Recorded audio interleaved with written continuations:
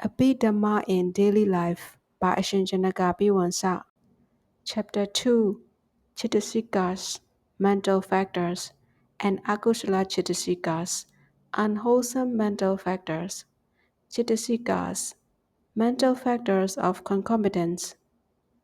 Cetasikas determine the mind. In the chapter on Chitta, mind, the concepts of good and evil mind have already been explained. But as the only function of the mind is to know the objects, it cannot by itself make good or evil.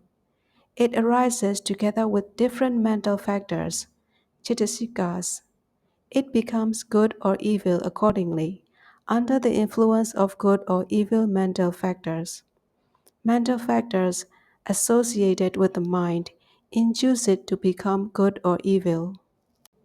For example, even though water is in itself colorless, it becomes red, yellow, blue, or black dye.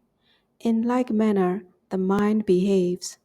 Therefore, you should next pursue the study of mental factors, so that you may understand good and evil minds. Maxim: Mind can only know objects. It by itself cannot determine good and evil. It is on account of the different Cetasikas, mental factors, that the mind becomes good or evil. Akusala Cetasikas, unwholesome mental factors. 14 unwholesome mental factors that influence the mind. 1. Moha, delusion. 2. Ahirika, shamelessness. 3.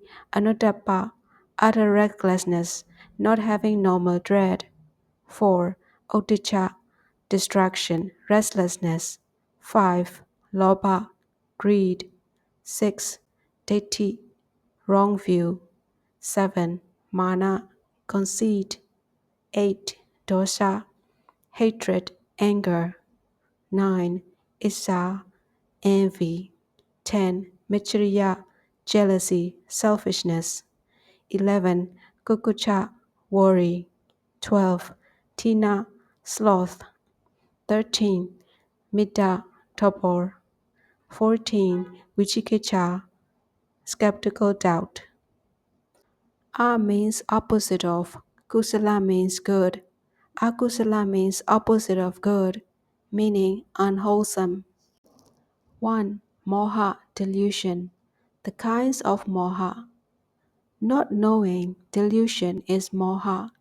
It is of two kinds, namely Anusaya moha and Priyotana moha. The term Anusaya means inherent tendency or lying laden. The term Priyotana means rising up. Therefore, delusion, which always accompanies the mind of beings, is called Anusaya moha, the latent delusion. The delusion that occasionally arises together with the mind is called Pariyotana moha, the rising up delusion. A. Anusaya moha. Just as there is poison in a tree that bears poisonous fruits, just so in the mind continuum of beings there is an element, dhatu, which keeps hidden the Dhamma that ought to be known. That element is called Anusaya moha, the latent delusion. Because of the concealing action of Anusaya moha, worldlings, Putujana, are unable to realize penetratingly the three characteristics of impermanence, anicca, suffering, dukkha, and non-self, anatta.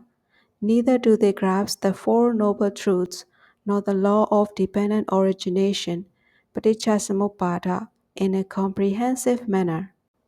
Worldlings cannot identify the latent delusion with their limited knowledge. Nowadays, even though people claim to know about anicca, dukkha, anatta, etc., through book learning, their knowledge is superficial. It is not clear penetrative realization. Even when one becomes a stream winner, sotapanna, once returner, sakadagami, or non-returner, anagami, Anusaya moha only becomes thinner and thinner. Only when one attains arhatship, the anosya moha dhatu, the latent delusion, is completely eliminated. Therefore, even at the moment of performing good deeds or wholesome actions before becoming an arhat, anosya moha is present. It is only lying latent and quiet. B. Pariyotthana moha. When moha arises together with the mind, it is said that the bad mind, the unwholesome one, has appeared. Because of the concealing nature of this Priyotthana moha, evil consequences, which one may suffer in future, are not understood, and the evil of unwholesome actions of the present are also not understood.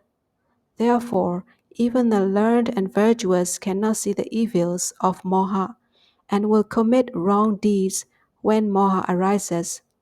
This moha, in the domain of evils, is the most wicked. In this world, all wickedness and stupidity originate from moha. Moha is the taproot of all evil.